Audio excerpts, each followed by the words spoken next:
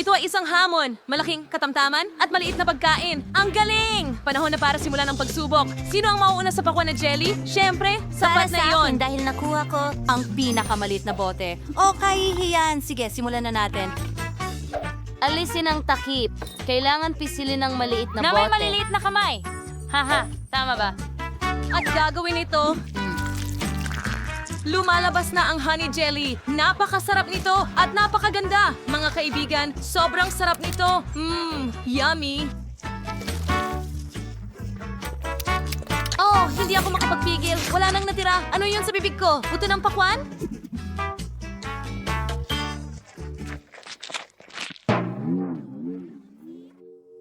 Oh, anong gagawin ko dito? Oh, tama. Ilalagay ko ito sa paso para palakihin ang pakwan. Okay, ngayon, didiligan natin ito ng kaunti. Magaling. Tingnan natin kung ano ang tutubo doon.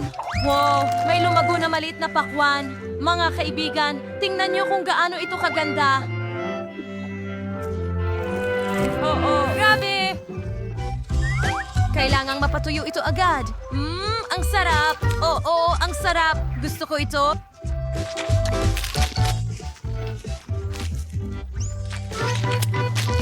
Seryoso, nagulat ako. Hindi, Ako naman ang titikim ito'y- ng jelly. Buksan ito at pinipindot namin ang bote. Grabe! Kaya na. Ang astig, masarap. Madali lang. Sarap! Oh, kailangan ko pa ng jelly. Ang sarap. Ang hirap tigilan kainin. Halika, pisilin palabas. Oh, ang sarap. Hintay, puno ang bibig ko ng butong. Kailangan ko silang ilabas ngayon. Pero ngayon, ako naman ang titikim ng jelly. Ang laki ng boteng ito.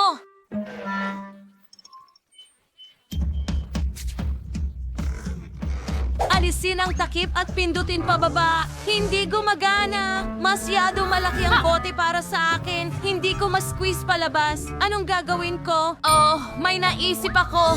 May fountain ako dito. At ngayon, kailangan ko lang itong ipasok sa bote at magbubuhos na ang jelly.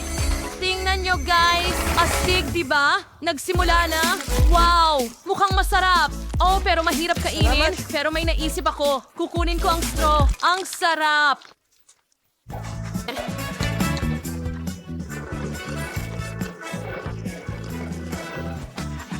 Oh, Miley, iniisip mo rin ba ang parehong bagay? Siyempre. Okay, sige. Pwede akong magbahagi. Wala akong pakialam. Ang sarap. Teka, ano? Anong nangyayari? Nako, sa tingin ko may nabali ako. Mga kaibigan, mag-ingat. Wow, Tayo'y nababalot sa jelly ng pawan, ang saya talaga. Oh, wow, nakakatawa. Bueno, ito ay isang Coke. Super. Si Kim ay may isa lang na garapon. Nakakalungkot pa. Pero si Chloe ay may 10. Napakasaya niya. Mahal pa rin nila ang Coke. Pero si Tina ang nanalo ng lahat. Mayroon siyang 100 patong ng cola. Galing. Simulan natin kay Kim. Tara na, Kim. Sige, subukan mo na. Gagawin mo ito ng mabilis. Hindi ka pinalad ngayon. May ideya ka ba kung paano buksan ang garapon sa ibang paraan? Oo, alam ko ang gagawin. Gagamit ako ng lapis. Kailangan kong kuskusin ang takip ng Coke ng matagal at pagkatapos ay magbubukas ang garapon. Aba, heto na. Walang magic, mga TikTok life hacks lang. Haha, gumana ito. Ngayon, ilabas natin ang straw at subukan ito. Wow, masama. Wow, mo masarap. Chloe, ikaw na ngayon. Talaga, masaya lang ako. Buksan natin ang isang lata ng Coke. Wow, mabango. Stig, nauuhaw lang talaga ako. Kaya kong inumin ang lahat ng 10 garapon sa ilang segundo. Alam mo, alam ko na ang gagawin ko, may naisip akong ideya. Buksan ang natitirang mga lata ng cola. Oo, ayos, ganyan lang. Super.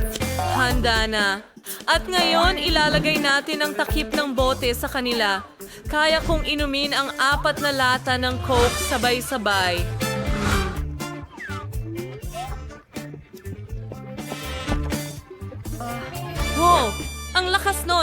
Chloe, namangha mo kami, pero ngayon ay si Tina naman. Subukan natin. Meron kang 100 lata. Paano mo ito kakayanin? Ang dami ng Coke dito. Magsimula tayo sa pinakaibabaw na garapon. Binubuksan natin ito. Super! Ang ganda. Oh, may lumalabas na gases. Pasensya na. Oh, hindi maaari. Matutumba na ang tore.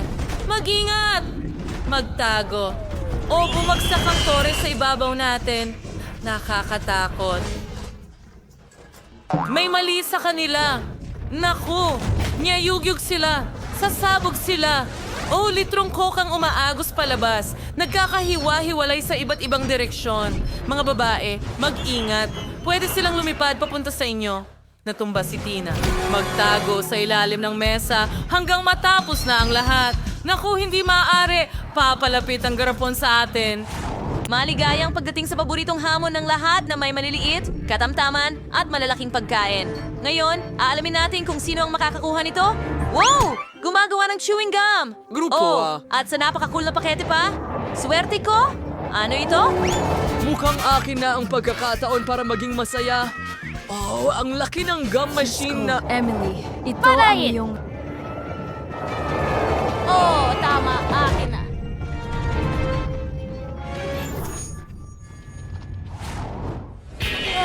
Mga tao, tingnan nyo kung gaano karaming chewing gums meron dito. Wendy, malas mo naman. Pero huwag mag-alala, pwede mong nanguyain muna. Oo nga, galing. Kahit papaano may magandang balita. Sige na, buksan mo. Nako. Parang natrap ang daliri ko. Ay, hindi. Tulungan mo ako. Hindi ko alam kung ano ang gagawin ko dito. Sayaan mo akong tulungan ka. Daliri mo! Magmadali ka! Oh, hindi gumagana! Nasa loob ang daliri! Kaya lilipat tayo sa sukdulang mahika. Naku, mana ba talaga ito? Ano sa tingin mo puputulin ko ang daliri mo? Heto, kunin mo. Nako, naiipit na naman ang daliri. Ayos lang, maayos na. Ayos lang ako, Sam. Salamat. Subukan natin. Napakasarap. Oh, gusto kong subukan ang bawat kulay. At syempre, hipa ng mga bula. Oh, astig. Sana hindi na maipit ang daliri mo. Ayan, panahon na para i-drive ko ang chewing gum ko. Pero, walang anumang sarsa. Pakiusap. Ibigay mo dito.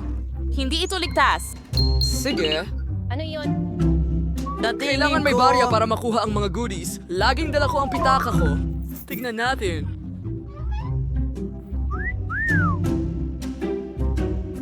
Ayan, inilagay na namin. At nariyan ang aking premyo. Ang birding chewing gum ang talagang nais kong subukan. Oh!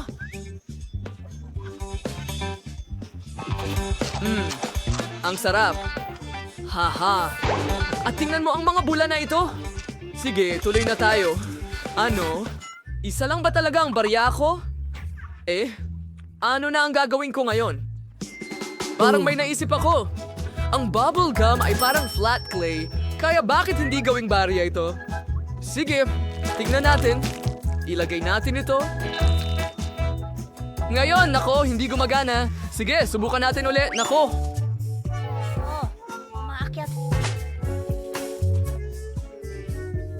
Panahon na para sa matinding hakbang ulit. Wala akong lagari, ibig sabihin gagamit ako ng martilyo. Oh, ayun na. Sa wakas, Matitikman ko ang eksaktong mga lasa na gusto ko at makapagpalobo ng maraming kulay na lobo hanggat kaya ko. Oh, ang ganda nun, syempre. Pero barbariko pa rin ang pamamaraan. Talagang kailangan mo lang magbigay ng alkansya. Teka, bakit hindi ko ito mabasag? Sige na. Goma ito. Bakit ito Buksan lang. sisirain? Ang takip mula At sa narito ibaba. ang lahat ng coins para sa iyo. Kita mo? Oo. Ganun lang ba kasimple? Salamat sa tulong. Ngayon makakakain na ako ng maraming chewing gum na gusto ko. At gusto ko ng marami. Magsimula tayo sa pula at dilaw. Napakasarap nila. Tuloy na tayo. Oh, wow. Ang ganda tingnan. Oh, nagkaroon ako ng sapat na pera para makuha silang lahat.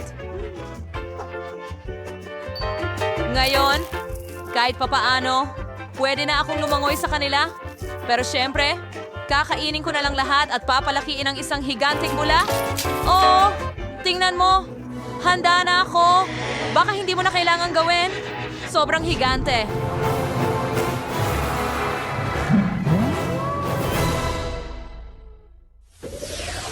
Oh, ang liit ng Nutella na yan! Ha? Sandali lang? Mukhang gawa sa tsokolate ang garapon na ito?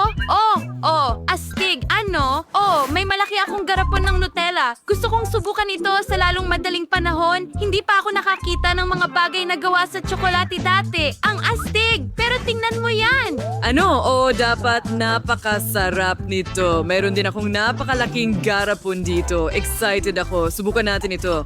Ang sarap. Nakita mo yon? Ang astig ko? Oh, at hindi talaga ako sinuwerte sa pagkakataong ito. Pero masarap pa rin. Kakainin ko ito. Oo, ang galing. Gusto ko ito. Parang cake. Ang galing at napakasarap. Oh. Sino ang susunod? Ako ay maghik. Hindi. Alisin mo ang kamay mo dyan, Ethan. Akin na ngayon ang turn. Oo. Gusto kong subukan ang takip na ito. Ang sarap. Hindi ako makapaniwala na kinakain ko ang takip ng garapon ng Nutella. Oo, astig. Ngayon subukan natin ang buong garapon.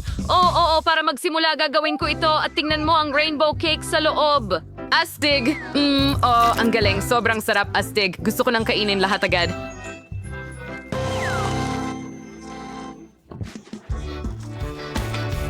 Ang sarap.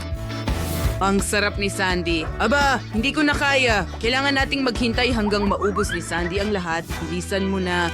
Kaunti na lang ang natira sa mga daliri ko. Ang sarap. Wow. Ito na ang turn ko at mukhang sobrang astig. Ang daming layers dito. At sobrang sarap. Okay, ngayon kakainin ko ito ng ganito. Mas maginhawa.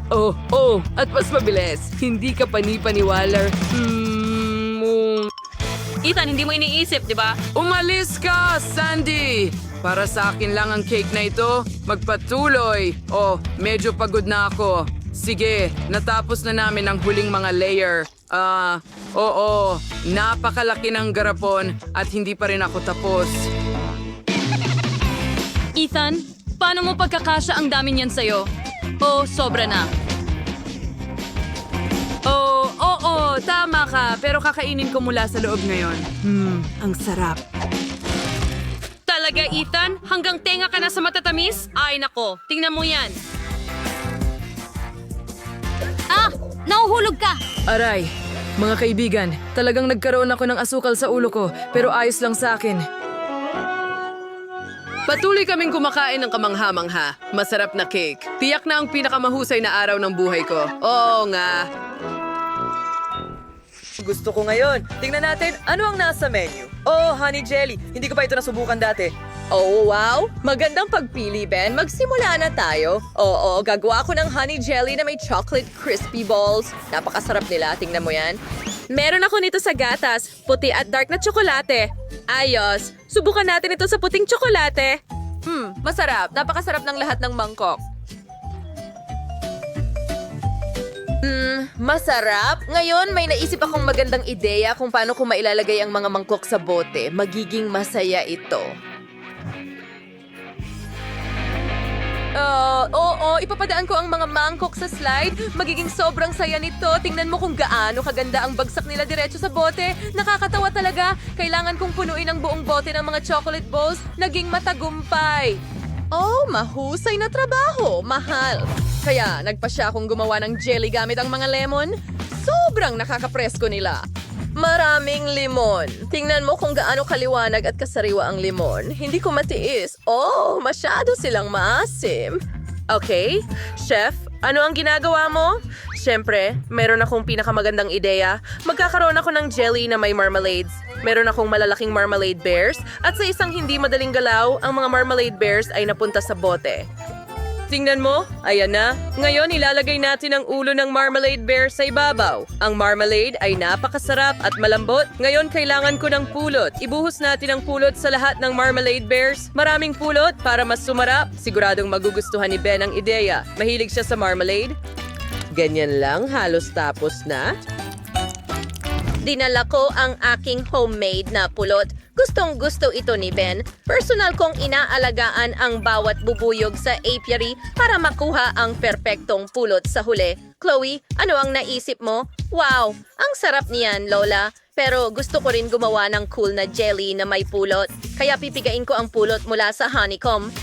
Kinuha ko ito mula sa apiary ni Lola. Masarap ito maglagay ng ilang honeycombs sa garapon. Oh, ang sarap din nila. Chloe, ano ang ginagawa mo? Pulot? Ayos, tapos na ako. Sinaray ko na ang bote. Naging maayos. Ngayon, kailangan kong i-freeze ang lahat para maging kaakit-akit ang jelly at maipiga at ma-stretch. Mas maraming pagyayelo. Ngayon, hindi ko na kailangan ng spray. Paalam. Hoy! Bakit hindi ko ito maitapon? Ay, hindi. Nakadikit ito sa kamay ko. Pasensya na, Lola. Oh, ano ito? Oh, kızcağız arnakil. Para sa Kristo, hanapos pang perishing. Ha? Pero hindi gamit ang aking mga kamay. Well, matutunaw din siya sa kalaunan. Sige. Samantala, handa na ang jelly ko. Well, handa na ang chef, handa na rin si Lola, at pati si Chloe ay nagawa ang gawain. Kailangan na lang pumunta para sa pagtikim. Ben, subukan mo na! Wow, ang galing! Mayroon akong 3 buong honey jellies, pero isa ay may lemon. Ew! Oh, at mukhang kakaiba ito. Anong klaseng mga mangkok ang nandyan? Dapat nating subukan. Alisin ang takip at subukan. Masarap. Mga mangkok ito ng tsokolate. Pero lahat ng kamay ay puno ng pulot. Well, masarap din iyon. Ngayon, subukan natin ang lemon honey jelly. Buksan mo ito. Pinipiga. Oh, ang asim! At sino lang ang nakaisip na gumawa ng honey jelly na may lemon? Napaka-asim. Hindi makain. Oh, natitira na lang ay subukan ang huling jelly. Ito ay may marmalade bears. Tignan natin ang lasa. Ang sarap. Talagang gusto ko ito. Siguradong ibibigay ko ang panalo sa chef's jelly. Oh, ikaw ang panalo. Siyempre, akin ang tagumpay. Walang duda dahil isa akong professional na chef. Ang sunod ko ay purbasuntan ng kagdang cake. Magaling! Simulan na natin! Ngayon, kukuha ako ng 2 handang makukulay na sponge cake. Gamit ang maliit na bakal na hulma, puputulin ko ang maliit na gitna at pagkatapos ay kukuha ng mas malaking hulma para putulin ang mas malaking bilog. Ngayon, susunggaban ko ang mga bahaging ito ng sponge cake at lumalabas itong maganda. Ngayon, magdagdag tayo ng cream at isa pang layer sa itaas. Ulitin ng maraming beses. Para gawing mas maganda, ipapahid ko ang pink na cream sa gilid ng cake. At gamit ang bakal na spatula na ito, maingat nating ipapahid ang lahat. Maganda? Kailangan din natin ng ilang tsokolate na bar. Maingat na baliin ang tsokolate sa mga hiwa.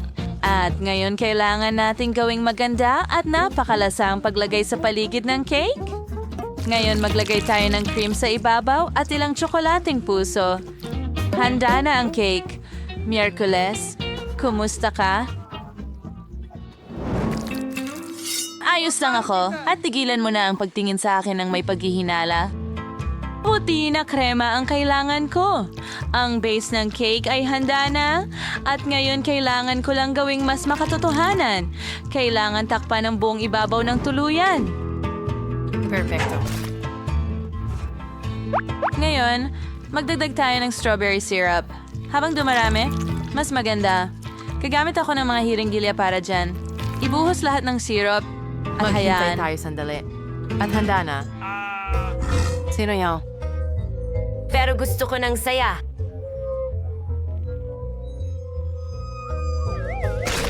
Palagi ba siyang ganito? Sobrang kinakabahan ako. Lumayo ka sa cake ko and kang garantuansing frying na wit. Hindi ba ulit ako? Hindi ko makita. Hindi ko makita. Narito ang mga mata. Perpekto. Ano ang nangyari? Heto na. Mahal. Bon appetit. Wow. Sa wakas nakakuha ako ng cake. Oh, ano yon? Bakit bumagsak? Oh, sige. Susubukan ko na lang. Oh, napakaganda ng hiwa. Hindi yun masarap. Oh, tu favorite kandara to original.